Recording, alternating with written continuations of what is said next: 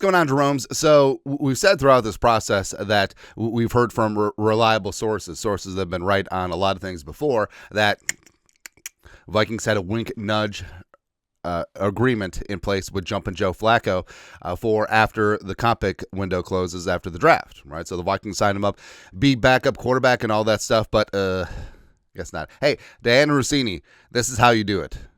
Sources were wrong. Nailed it. Anyways, Schefter, reunion. The Cleveland Browns and veteran quarterback Joe Flacco reached agreement today on a one-year, $4 million deal worth up to $13 million in incentives. Wow. His agency told ESPN Flacco now will return to Cleveland, where he won the NFL's Comeback Player of the Year award in 2023.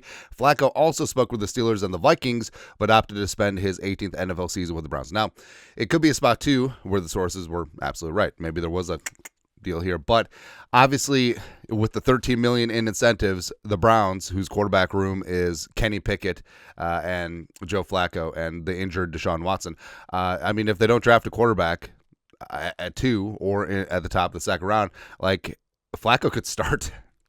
And obviously that's a much better opportunity than what would have been afforded him here with the Vikings, where he clearly would have been quarterback 2. Now, I know a lot of people are freaking out. Well, the Vikings they don't going to have a backup quarterback. Well, first off, Vikings clearly have a plan, because they have the means, they have all the cap space in the world, and also they have a jacked up and stacked up roster, and the quarterback one has to start a game in the NFL. So if you're a backup quarterback who's got some competitive juices, it's an attractive spot. You can see why Voldemort is interested in the job. So it isn't like Flacco or Brissett or Jabroni Brisket or Mariota. We're just like, no.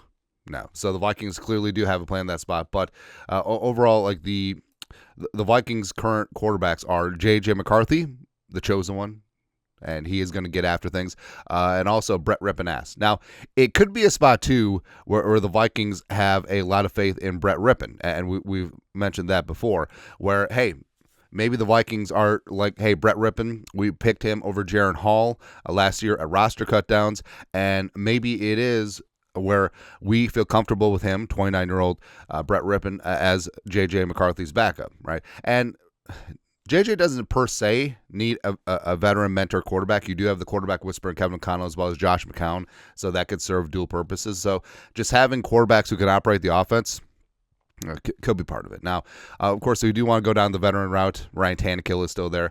Reportedly, the Vikings and him have had discussions. Nothing was imminent at the time. Also, it just leaves the door open.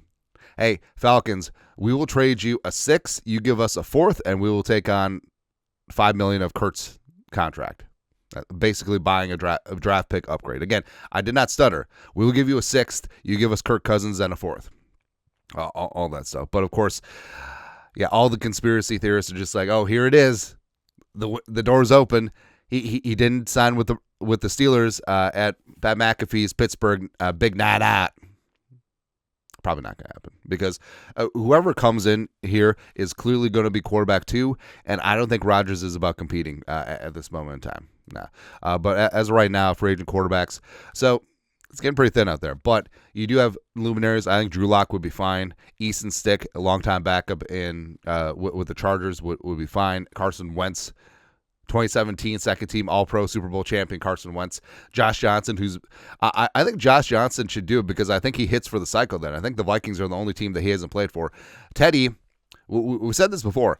If Teddy was good enough to be the Lions quarterback 2 last year, what's wrong with him? He's only 32. Who knows? CJ Beathard. Snoop Huntley is still out there. Desmond, now. I mean, so other than that, there has been a little bit of speculation that, hey, maybe the Vikings draft a quarterback, even though they don't have a ton of draft picks. Big Willie style, Will Howard from the Ohio State. Kyle McCord will be interesting. Riley Leonard. I'm actually higher on Riley Leonard than a lot of draft experts, but we'll see. So either way, I mean, Flacco would have been a great plan to be the backup quarterback, but like we said, maybe the information I had was correct, and the Vikings and Flacco had something in place, but the Browns just came in as like, hey, we will give you an opportunity to start, and I don't blame Flacco at all for going down that route. So, thank heaven for number 9, Cloud 9.